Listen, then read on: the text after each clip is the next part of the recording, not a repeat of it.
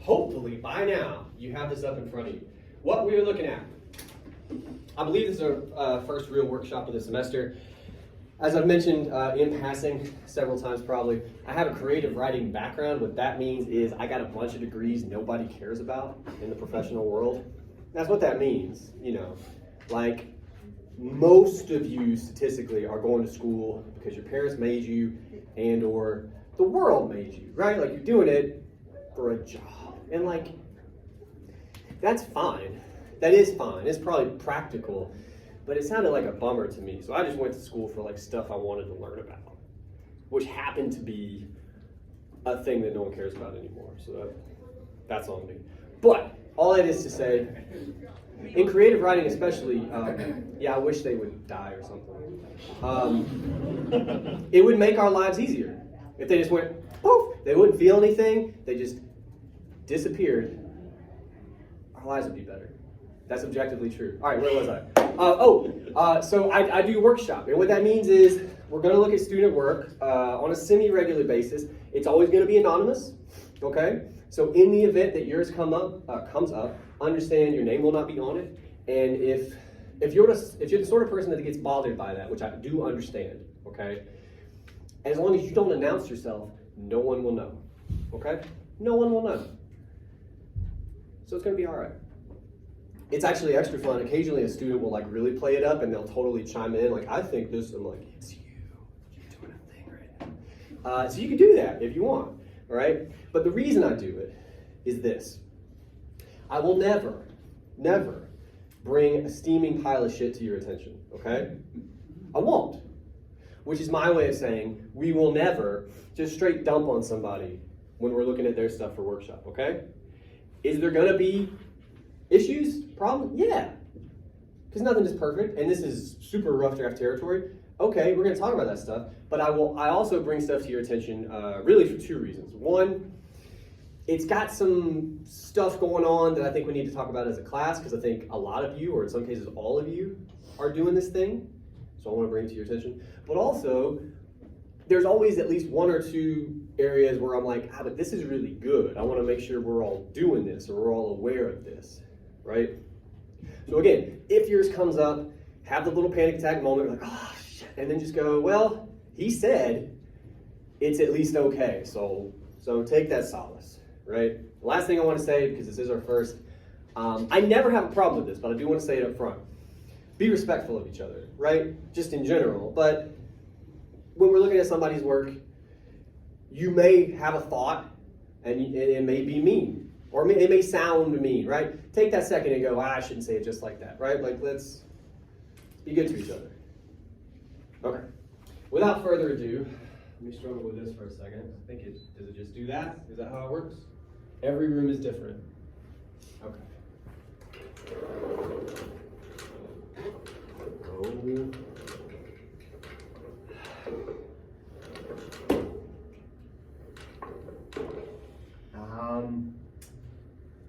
No, that's not good enough. Hang on.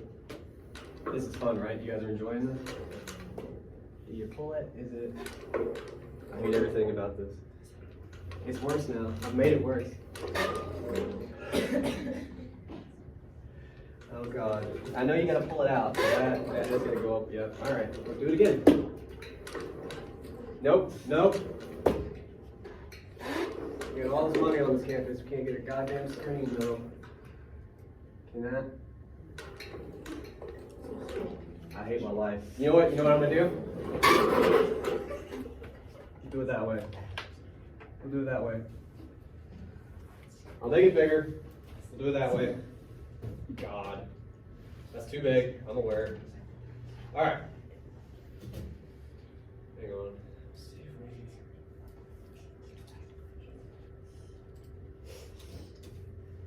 Alright, can you guys see it okay? Kind of, hang on. Hey, will somebody back there, will you get that light for us? Make it a little clearer. Right.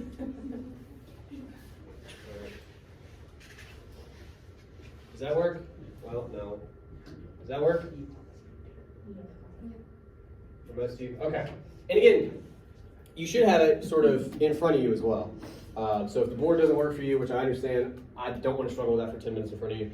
I'll figure it out for next time. This is what we got. All I want you to do, for now, is read the thing and stop talking to each other. It's killing me. Read the thing and understand this.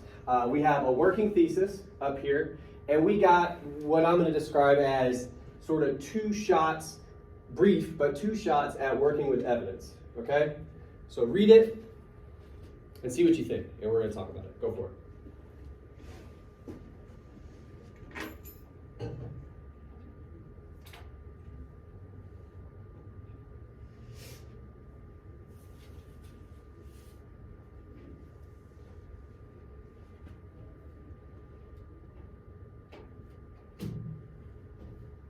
Sorry, just noticed an issue.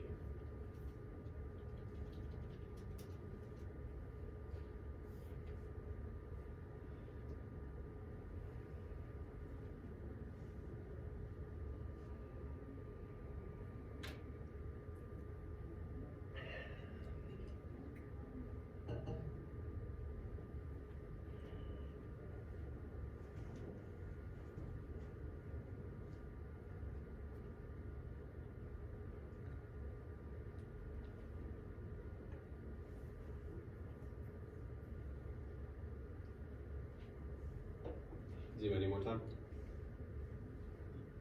Outstanding. All right. Let's start with the thesis, and I'll try to center that a little bit more. JS screen. All right. In B.H. Fairchild's poem, Old Men Playing Basketball, the speaker creates a parallel between physical sex, interested in that phrase, and a game of elderly men playing ball, and ponders how physical aspects in life are affected by age. My question to you, and this has a pop quiz feel, and I apologize, but my question to you, is this a thesis, insofar as you understand it? We haven't talked about thesis statements yet. We're going to start today. But I know you guys know a little bit about this. What's your feeling on this thesis statement right here? What do you think? I think it's a thesis. I've heard some. So we have one yes, and we have several, it sounded like non-committal. Why do you think so? Because the supporting evidence In the thesis, or are you talking about later? later, like what he says after the thesis supports. It has something to do with it, for sure. I'll give you that, which is good. It doesn't always. Do you have your hand up? I can't tell. Yeah. Go for it. I would be the first negative one to say no. Why do you think no? Because I don't know what it's answering or what it's asking. What it's arguing. Yeah. An argument is something that has to be proven. It requires proof. Now, we've talked a little bit about banal arguments, right? Those are arguments, but they don't take much proof. Look both ways before you cross the street. That's an argument. I'm telling you, you should do a thing, but you don't need much convincing. That's banal. You get it. Are we making an argument here? Does this statement require proof? I see several people saying no. Why?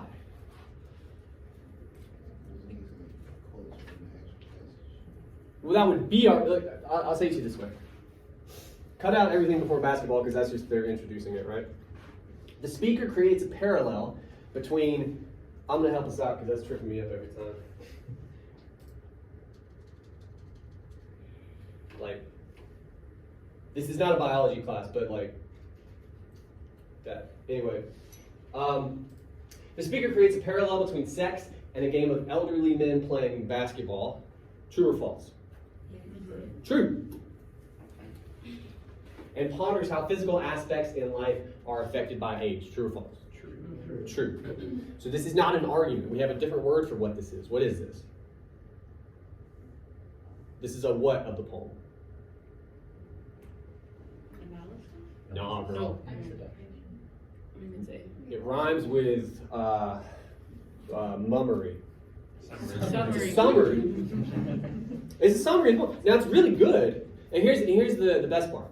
9 times out of 10-ish, when I ask you guys to just write me a thesis, because you've been taught, by and large, this is how you start a paper, which is dumb, for reasons that we'll cover. But you've been taught to do that, so I just lean into it at the start.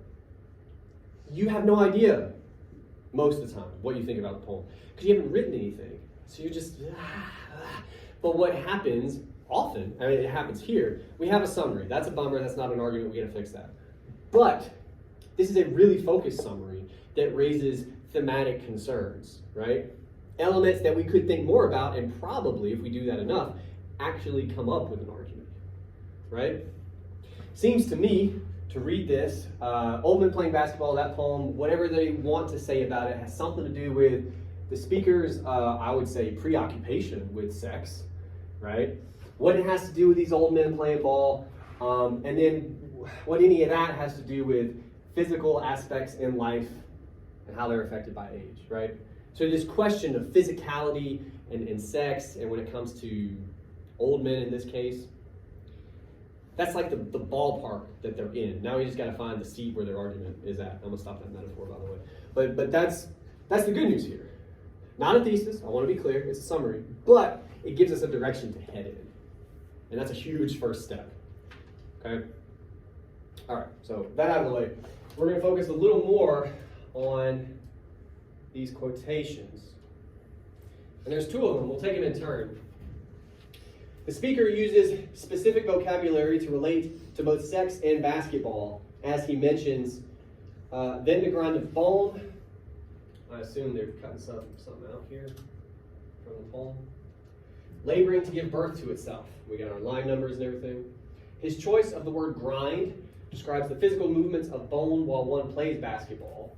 Grind is also commonly used to describe the physical interaction between two people having sex. The word labor is also used to note hard physical work of the body in both scenarios. All right, let's give ourselves some room. Oh, get it a little bit. Yeah, like that. All right.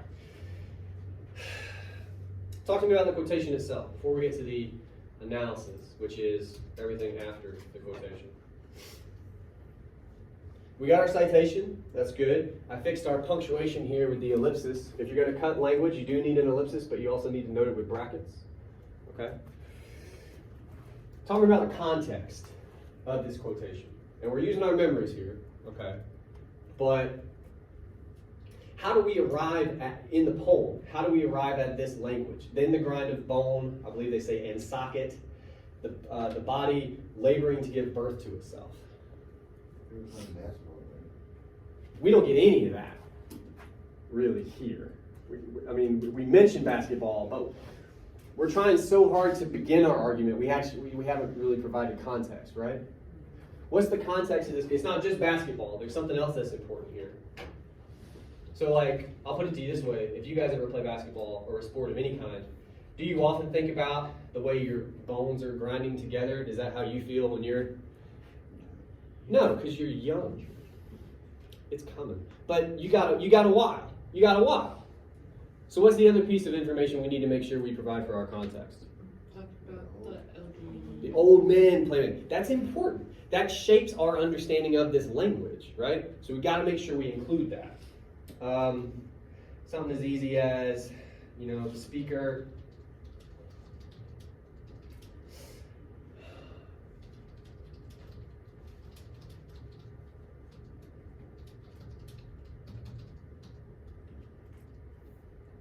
Maybe probably cut that in. Probably cut that in. I don't know. Whatever. As a grind of bone. We actually, for this to make sense, I'm going to go ahead and just grind of bone and socket. I'm not sure where the line breaks at. That's not a perfect quotation, but it's close enough for our purposes. All right. So we got our context now, we got our quotation, we got our citation. We need to cut this comma. I know I'm being a stickler, but anyway. All right. What analysis do we perform? His choice of the word grind, so we're focusing on language. Obviously, I like that. We're a fan of that. Describes the physical movements of bone while one plays basketball. Well, we just said, no, it does not. You guys were like, no, that's not my experience with basketball. So we have to get more specific to the text. What does the word grind describe? It does describe physical movements of bone, I suppose. But is it while one plays basketball? We're missing something important here, information-wise. All the old men. Good.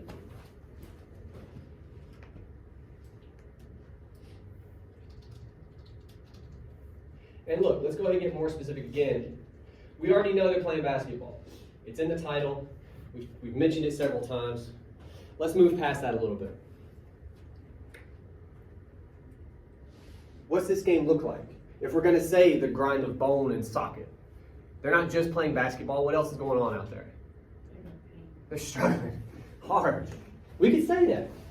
While these old men struggle mightily. Cool. Not loving that semicolon, if I'm being honest with you. Okay. Grind is also commonly used to describe the physical interaction between two people having sex. Feels like a related but different point. And then we talk about labor. It's also used to note hard physical work of the body in both scenarios. Okay. Same question I had when it came to that thesis. Are we making any arguments here in any with these three statements? I've spaced them out for you. Do we have? Not really. Not yet. We got beginnings of arguments, which is excellent. We are focused on details. And again, I'm telling you, that's the first step. Let's start with the first one. His choice of the word grind describes the physical movements of bone. That's a little awkward, but I'll leave it. While these old men struggle mightily.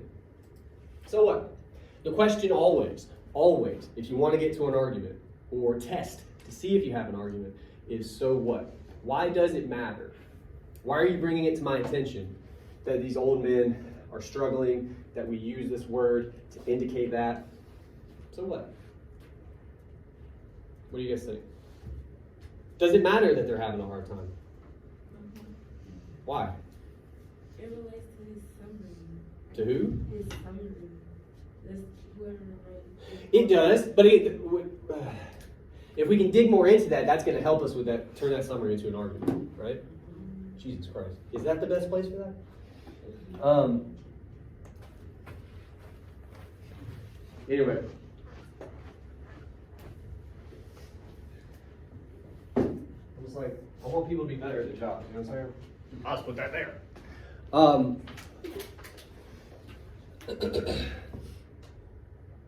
Why does the word grind matter? I mean, if it helps, we could try to combine it with our next point. I mean, we're saying the same language. It's also commonly used to describe the physical interaction between two people having sex. Does it do anything if we think about those two statements together? Again, my question is, so what? Does that help us get to any kind of an idea? Not really. Not yet. I'm going to hard disagree, but that's okay. So you, What's up? if you are trying to maybe compare and contrast the way the speaker's writing styles or like do something else with mine, like adding them together, you can't go off with. Yes, I'm just wondering how. I think I'm following you. Here's what I'm asking. These two statements are the beginning of argument. You know, they're borderline summary, but they're getting us somewhere. But we have to take a next step, okay? Why might it matter? Or what might it suggest? That on the one hand, we have grind is telling us these old men are struggling mightily. And on the other hand, we have, well, grind is also kind of a really raunchy way to talk about bedroom activities. Why might the speaker, we're going to argue, perhaps even intentionally, why might he be wanting us to think about both of those things together? So what? How does he arrive at questions about sex at all? Why does his head go there, do you think? Because he sees they're having a rough time in the court, so he assumes they must have like rough times in other aspects of their life. Why? He's concerned about what's going to come in his future. We can get to that. Now that is an argument, but we got to build to that. But that's good. I don't mind that. But we got to build to it. To begin with, one thing might be, why does he perhaps assume these old men struggle in the bedroom? Because It sounded pretty sad in the Their court. physical ability. so for him, sexual ability is sort of intrinsically linked to what other kind of ability? Just physical ability at all, right? All right, let's stop there because we got to write that down.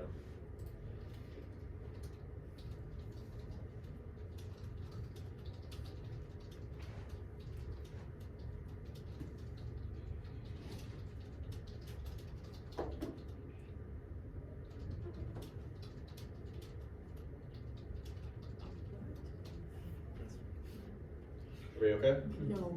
What's up? What is after it says these two concepts? Inextricable? Yeah.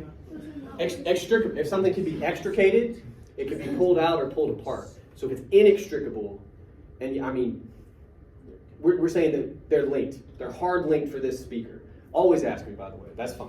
But they're so linked for the speaker, you couldn't get a crowbar between them, right? That's an argument, first of all. We got to go further, but that's an argument. We're saying sex for the speaker is inextricably linked with physical ability, right? And to turn that around, these old men seem like they're struggling on the court physically. For the speaker, that must mean they struggle in the bedroom. Okay. Again, my question, though, would be, so what? The two things we're talking about at this stage, if it's not clear, physicality and or physical ability, and sex. Because that is what the speaker is thinking about here. That seems pretty clear. Are we saying anything about either one of those two things? Are we saying anything about how they might work for the speaker, how he might think about them, what they might mean to him, anything like that? I'm not saying it's on the page, I'm saying we got to do that. But yeah. What is sex for the speaker? What are we kind of driving toward, do you think?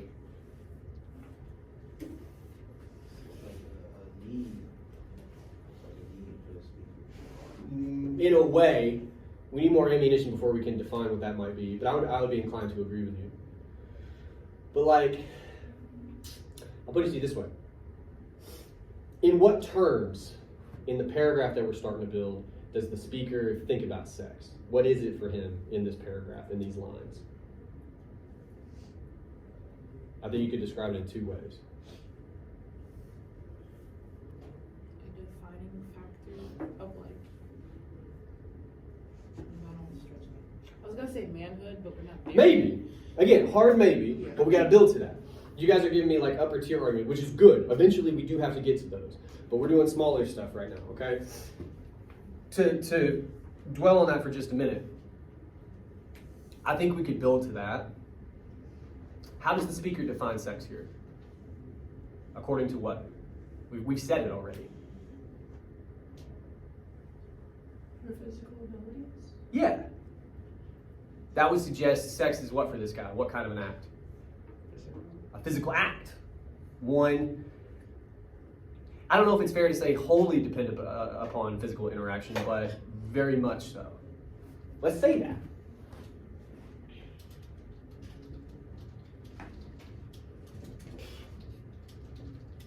Really?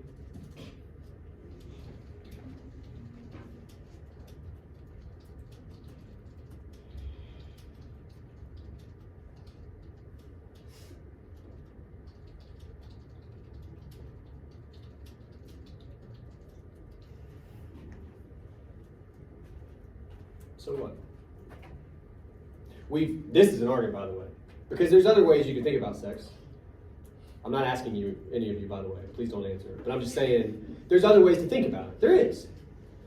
But to read that language in the way that we are, it suggests that the speaker thinks about it as largely a physical act, right? And we know people like that. We do. Anyway,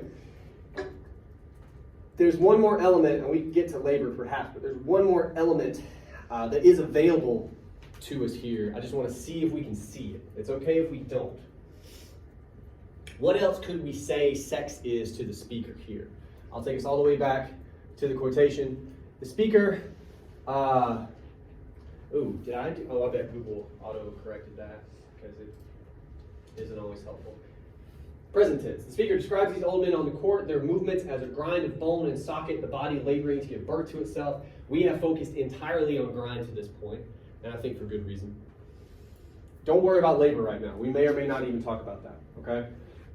There's another element up here that could really come into play if we're thinking about how the speaker thinks about sex, how he considers sex, what it might be for him.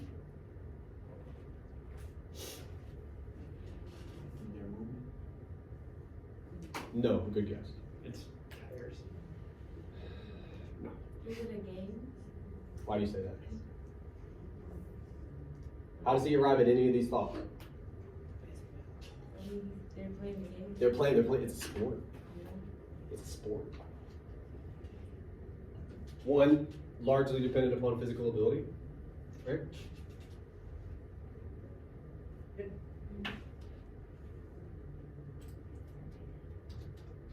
Further, if I can type, further,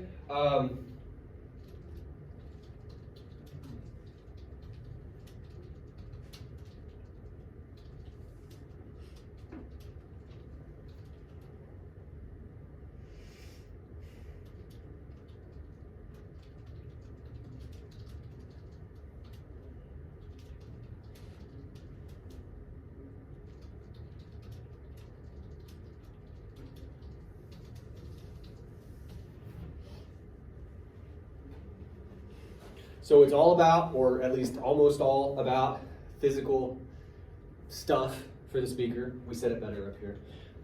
And he is pretty clearly comparing basketball to sex, right? If you're the speaker and you're watching the Harlem Globetrotters, he might have similar thoughts, but think, I bet those guys ball, if you understand, right?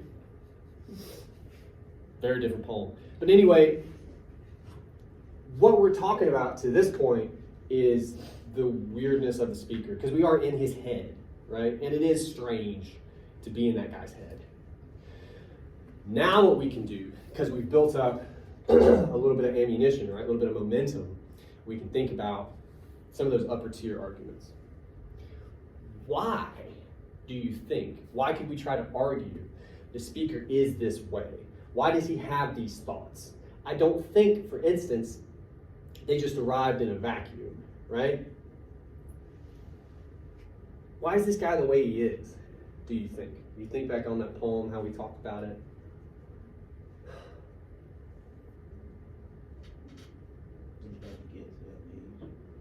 We kept coming back to, like, a lot of this has got to be couched in his own anxiety, because he will one day be old, hopefully, right? That's kind of how, and you see old men walking around, you know, they all kind of, for the most part, look like it looks like it hurts. It doesn't look great.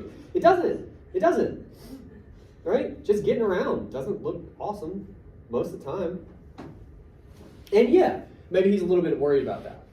Now, if the poem, again, because we always got to think about what the poem does specifically. If the poem was old men at the park and like the way they feed the birds and that, different. This is old men playing basketball, in parentheses, old men fucking. Like that. That's what the poem is. That's what the poem is. I didn't write it. Somebody's going to line me up on the eval for that. I didn't write it. I did bring it to your attention. But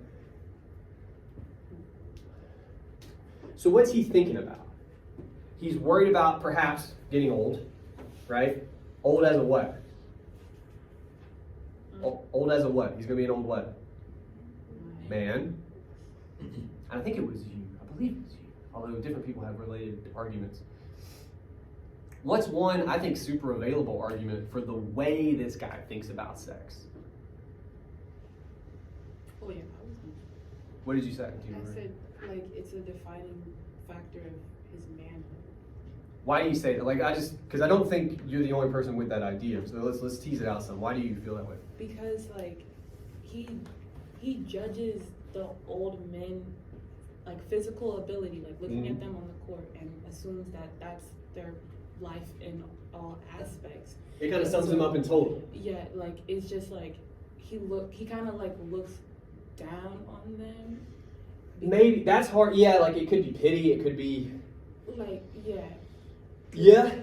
Well, he absolutely. All right, give you another SAT word. He absolutely valorizes their youth. Mm-hmm. Do you know what I mean? Like lionizes their youth. Like they were sexual heroes back in the day. That might be our next paragraph, by the way. But he does. We talked about the way he talks about that girl in the front seat and all. It's like, think about what fucking sex champions they were. Like that's how he talks about them. So it matters. Again, I think as men, I think you're right. He's using physical ability tied to sexual ability as a measure of their masculinity, right? Let's try to talk about some of that here. It'd be something like,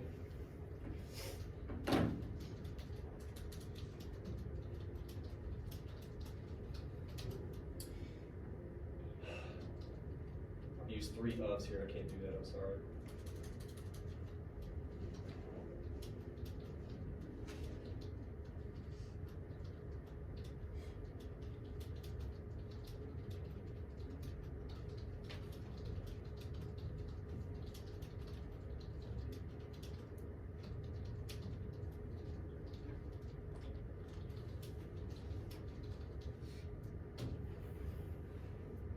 Right?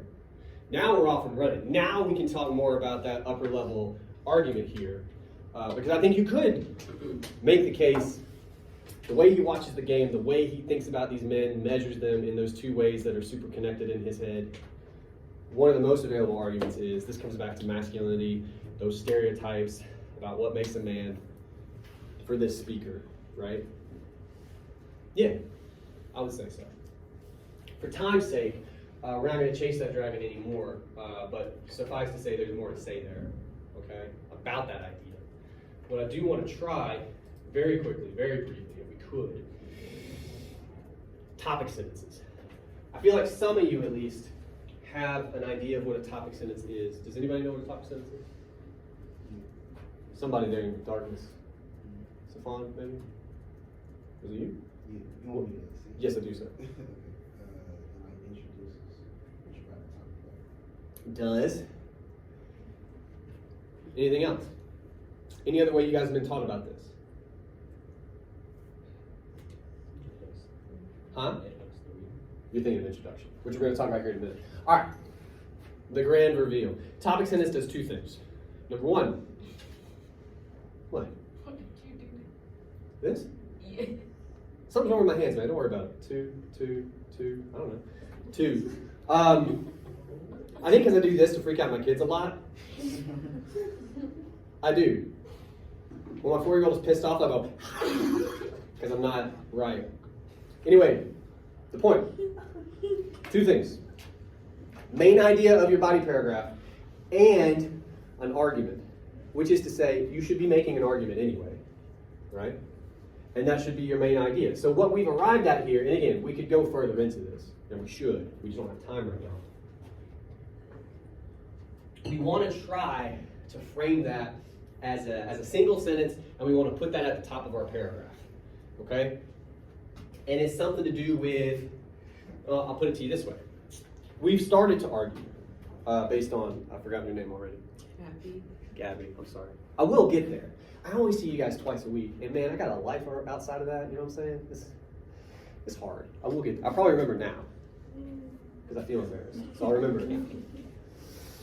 But her point was that this all sounds like, you know, and I use some of my language, but masculine stereotypes, right? You guys have heard some of this before, but they seem to be, our argument seems to be that stuff has got its kind of mitts on the speaker, right? It's kind of dug into him, it's in his head, and it informs the way he sees the world, basically, right?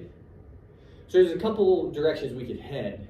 And for the sake of time, again, I'm gonna skip some of that and just say, I think what we could do here, rather than just make an argument about the speaker, which we could, and or this game, is think about what we might be saying about how this works.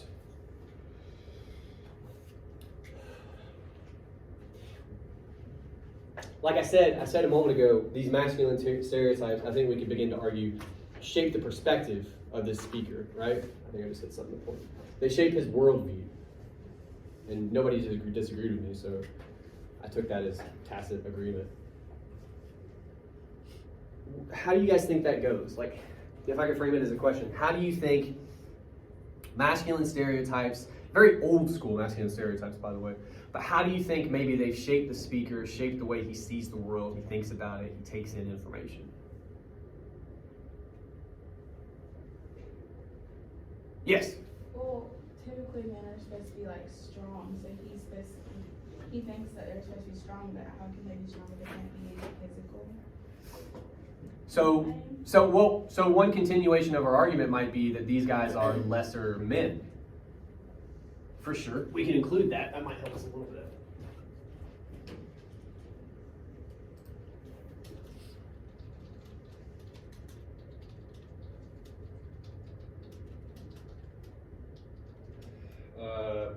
I think I've said suggest like 5 times already.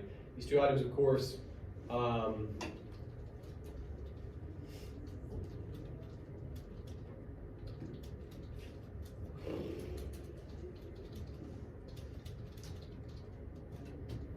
okay, they're lesser as men, according to the speaker, according to the stereotypes. And so what is that suggesting about how these stereotypes work here, do you think?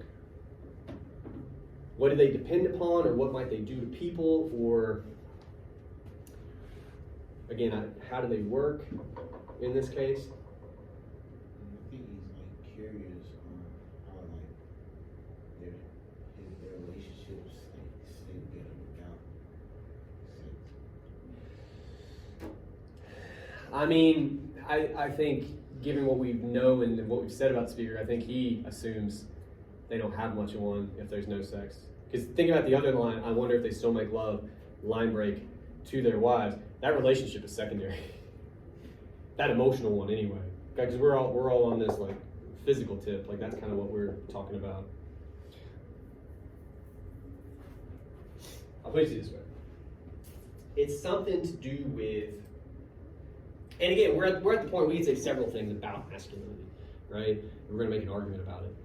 One of them, and we would have talked about this last time if you guys have read the damn poem, but in Body and Soul, they say, I'm not going to get it quite right, but it cost them too goddamn much in the eyes of their fathers and everyone else, right? To like be a man in other people's eyes. Isn't that what's going on in this poem? Aren't we just kind of behind the eyes of a guy who is measuring other guys? That's one defining characteristic of masculinity, is like it has to be performed, it has to be proven to others. Like, how do you know you're a man? Well, when everybody else says so. Right? That's one possible argument we could make here, because that's what's going on. What might be some others? This is meant to be hard, by the way. That's how you know you're in a good place. You're like, that means we're actually making an argument.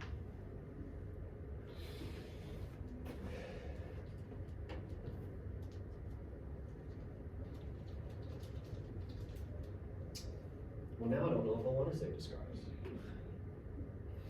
You can. Well, I feel like Google is really, that feels like a backhanded. The way the speaker, all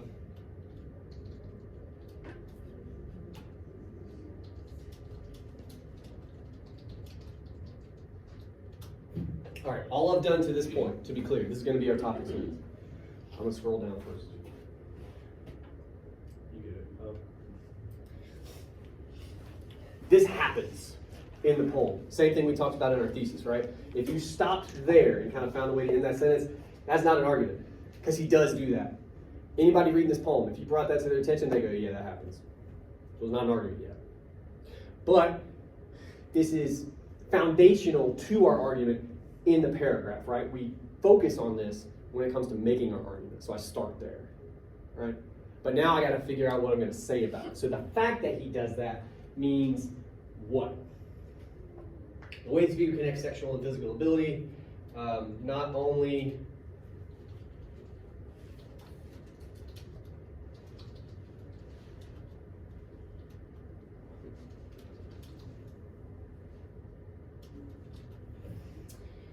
all that means is he says they're less manly. Again, we know that. But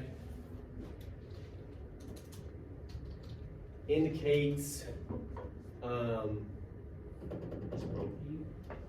yeah, but again, that's what we got to define. I'm so glad you stopped me, because I don't want to do this all myself, but I will for the sake of time if I have to. What about his worldview? What are we saying about it here?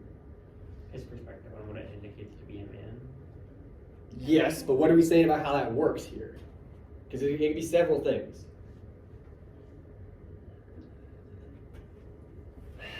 Indicates manhood by your sexual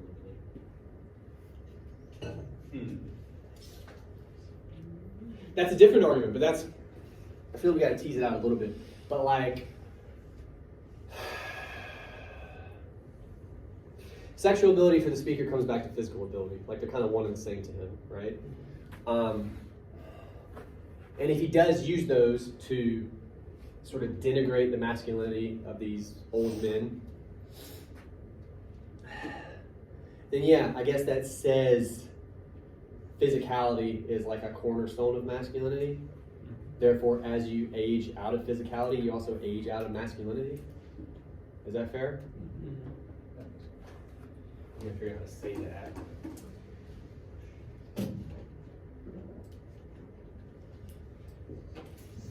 The way the speaker connects sexual and physical ability. All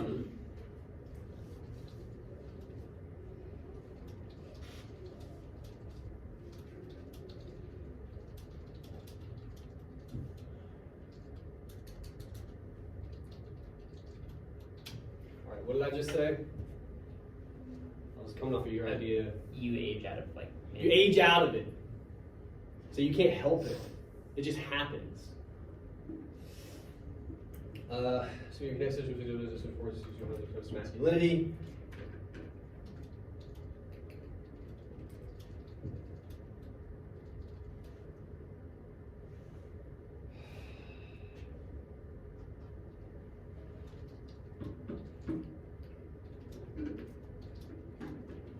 Will one day, what's a good verb? Will one day disappear?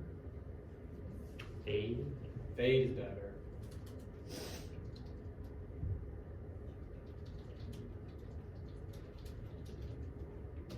That is what we call good enough. All right. So what have we done?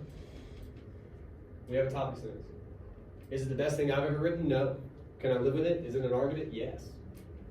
Outstanding. After that. Oh no, look at me getting cocky. What I totally didn't even include.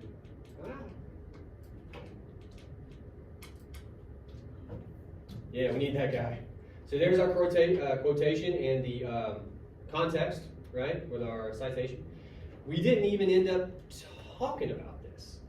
We could, but to be perfectly honest with you, I think we could just keep talking about our ideas. We haven't even actually spelled this out in the rest of the body paragraph, right? So we need at least a couple more sentences to do that. I would suggest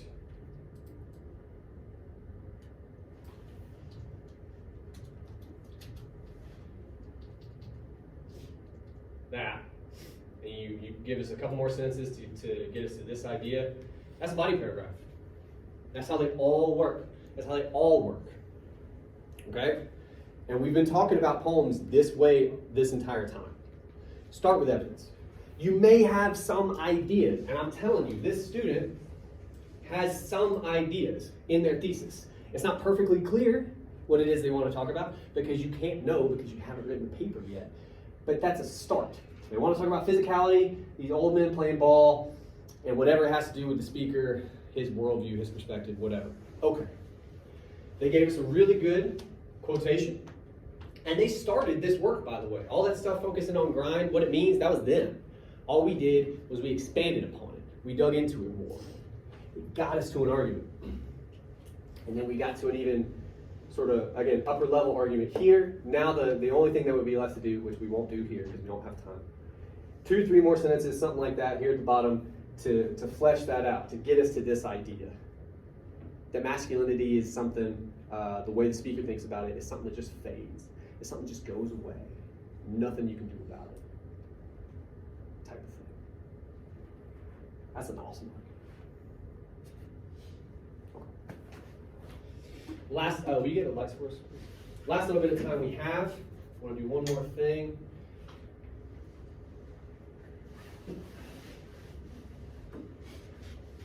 Okay. Here's what we're going to do now. Your homework is to read Beauty. God help us. I mentioned it the other day. That poem is longer. I think it's like 5 or 6 pages. So, I don't know, man. Set aside hours, I guess. It's a really good, anyway. But your other homework is an intro and a body paragraph. We just talked about body paragraphs. And I feel like in some respect, no matter what your level of experience, I think you guys can do that. All the work we've done these past couple weeks has been building body paragraphs. We just haven't talked about it in quite that way. But that's what we're looking to do. If you do anything like what we just did, well, I'm motioning to that like it's useful. If you do anything like we just did up here, you're in a good spot, okay? Introductions are different. We're gonna talk about them like this. They have 4 parts, and you guys know some of these. For instance, Roman, do you remember you said the hook? This starts an introduction, not a body paragraph. By the time we're into the body of your paper, we are hopefully hooked, right? It's a little late. What's a hook do? I know you guys know this one. Introduce the reader. It hooks the reader, right? In the words of Dave Chappelle, gotcha, bitch. I don't know if you guys are familiar. That's a really old, but it's that. Now, you guys have different ideas about like what interesting is. Understand, this is a paper you're writing for a college level English class, right? This isn't gonna be explosions. It doesn't have to be, but it needs to somehow tie into your paper. And if it, even 2% of it is kind of a like, that's enough. You're looking to make your reader go, okay, that's good. That's good enough. Because you guys will put a lot of pressure on yourselves here. That's not necessary. Also, I put a question mark because it is optional. I know you guys love them. Do it.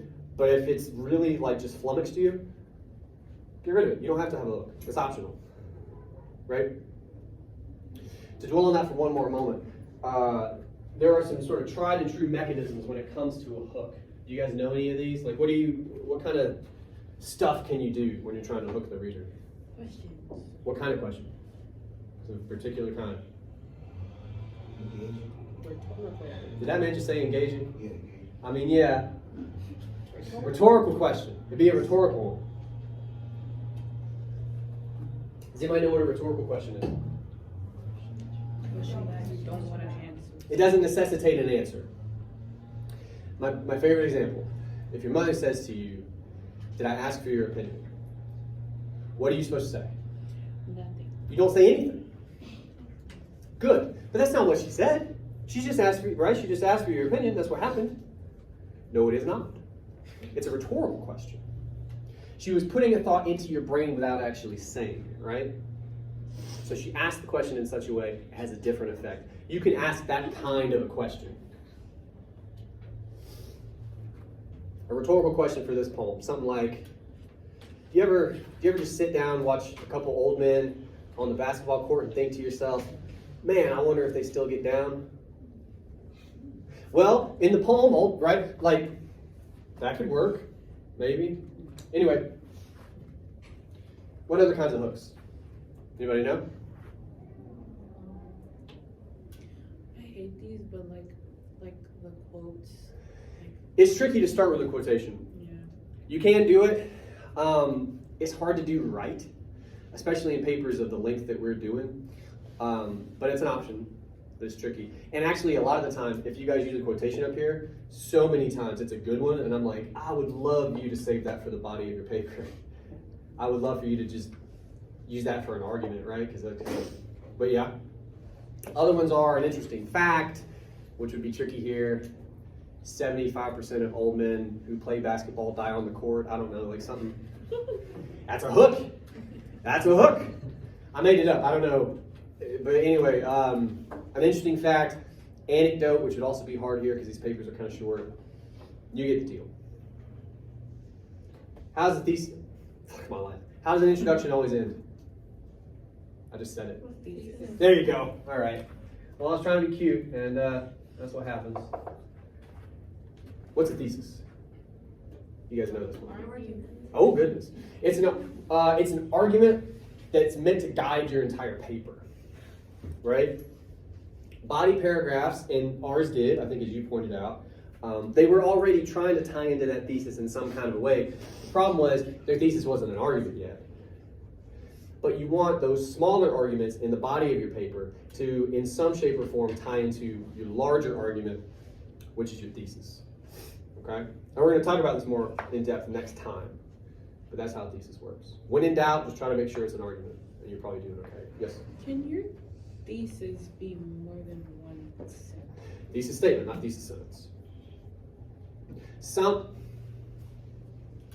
I was about to lie to you. I was gonna say I try not to shit on your high school teachers. That's not true. I do that. That's a nice pun. Anyway, I know. Anyway, a lot of the time, a lot of the things you guys were taught about papers, about writing, is almost entirely for in-class essays. And in your teacher's defense, that's because most, if not all, of the writing you really did was on tests. So they are preparing you for what you got to do. The problem with that is it almost never applies after you get out of high school. Like outside of like maybe a history test or something, you're not writing in-class essays. Whenever you get out of school, if you go into a field that requires any kind of writing, very rarely will someone go, you have 30 minutes, begin. That's not how it works, right? So if you were taught that, it's because in the back of your teacher's mind, they were going, you don't have time, right? You have time here. I would say, I mean, it depends upon the length of the paper, right? You don't want to, but in something like this, 2 sentences, 3 sentences probably max. But yeah, it can be a couple, for sure. And what you don't want is 1 sentence that's like 4 or 5 lines long. Don't be that guy. That's a mistake. That's a mistake. Okay. So we have a hook. We have a thesis. The other 2 items are these. And again, I said this the other day when we talked about body paragraphs. Different teachers probably have different nomenclature for this sort of thing, but it all works the same, right? You stopped me earlier. I'll stop myself here. Does anybody know what I even mean when I say nomenclature? Okay. It's a system for naming. How we name things. Cool. All right. So after your hook, you want to introduce the text, title, and author. In B.H. Fairchild's Old Men Playing Basketball, you'll usually do this without even thinking about it. If you remember on the thesis we looked at, they did it. Now it was a part of their thesis because all I asked for was a thesis. But somewhere in your brain, most of you, you realize if I don't tell him what I'm talking about, he will not know what I'm talking about. That's true. That's true. But rather than include it in your thesis, you do it way up here. First thing in your paper. Here's the other thing that will happen. If you don't introduce your text, this happens every time, I promise you. 1 or 2 of my students this semester will not introduce the text. What happens is you will not talk about the text until you introduce it. You just won't. You'll talk about things that are related to it, but you never. I've had papers where they just don't talk about poem. You can imagine how that goes.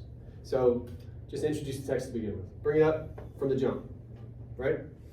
The other item you want to include in that introduction of the text is a brief summary, okay? In B.H. Fairchild's Old Men Playing Basketball, what happens? The speaker, what? What does he do? Good. And wonders to himself, good. That's a great summary. That's our introduction of the text. And from there, you have one more item. This item is very important for 2 reasons. I call it a roadmap, and even that's for 2 reasons. I do that a lot. I don't know what to do. I can't fix that. I'm sorry. I call it a roadmap because, number 1, it's going to spell out in detail what I'm going to see in your thesis, right? If your thesis is a sentence or 2 or whatever, your roadmap, for a paper of this length could be 4, 5 sentences, 6 sentences. You're going to explain, because again, think about if your thesis is a statement that's meant to guide your entire paper. Think about how general that's going to be. Vague. It's going to have to be, right? You're summing up 2 to 3 pages in 2 to 3 sentences. It's going to be vague. Your roadmap is going to break down some of those ideas before we get to them. So a way to think about this is, say you talk about 2 or 3 ideas in your thesis, right? What they have to do with each other, whatever. Your roadmap is going to break those down for me in more detail. So that when you get to your thesis, first of all, I know what you're talking about, but also your thesis is going to feel more like a summing up than just vague, if that makes sense. The other reason I call it the roadmap Again, if your thesis is meant to guide the entire paper, and your roadmap is meant to sort of explain your thesis before we get there, well then logic would dictate your roadmap should also help me understand how your paper is going to go. Right? In the first body paragraph we looked at for this student, the argument we came up with, due to the speaker really being preoccupied with sexual and physical ability, obviously that's got something to do with how he thinks about masculinity. One of the ideas we came up with is that masculinity, as he has sort of constructed it, fades, disappears. You just age out of it. That's an idea, that's an argument. That would need to come up in our roadmap, because it's almost certainly going to have something to do with our thesis, right? Any questions about any of that? Cool. All right. Here's what we're going to do now. I want you to write for 10 minutes. I don't care what it is. I would suggest you can maybe start your homework, but just for 10 minutes I want you to write, and then I will let you go. Go for it. So I have a couple questions at the end of class, which are good questions. I want to address those to all of you. Number one, for homework, it's an introduction and a new body paragraph. So you were supposed to have turned one in. I want a new one. What I don't want is to write me an introduction and just copy and paste that old one. Don't be silly. Now, questions I will always get related to that are, I've changed my mind. I want to write fine, write about a different poem now. Like whatever. All the homework is always meant to be for you, right? This may surprise you, but if you work on the paper ahead of time, it tends to go better versus like the night before.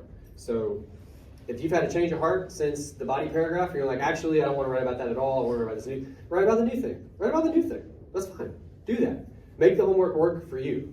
Okay. Did I answer your question? Because I kind of cut you off. Yeah. Okay, cool.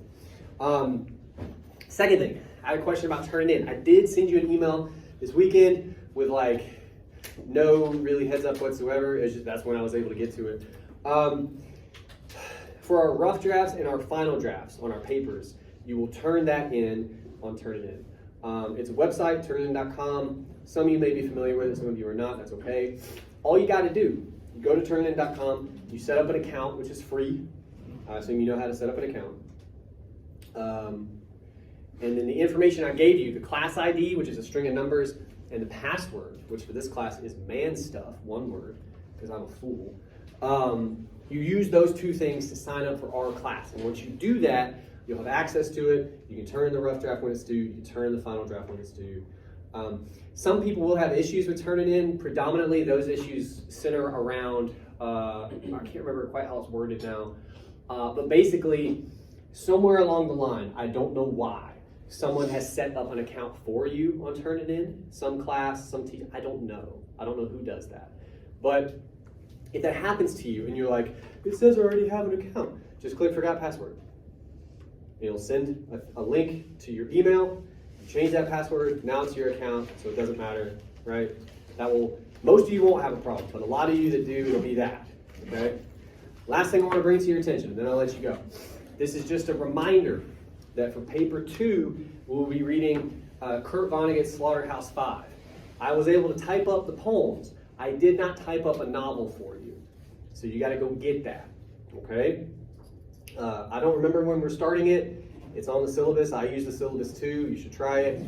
But if you haven't gotten that book yet, get it. And again, if you do it now versus a week from now or whatever, you have time to look around. It's been around for decades. You can find it used. You can find it cheap. Go look a little bit. Find it used. Find it cheap. Kurt Vonnegut's Slaughterhouse-Five. If you forget that, because you will, that's also on the syllabus. Anybody got any questions before I let you go? Yes, sir? I've seen another book on there. You never did that. That's Die Hard. That's a movie. Anybody else? You never heard of Die Hard? I have. I seen a book on Amazon. It's all good. Don't worry about that. All right. I'll see you guys next time. Thank you.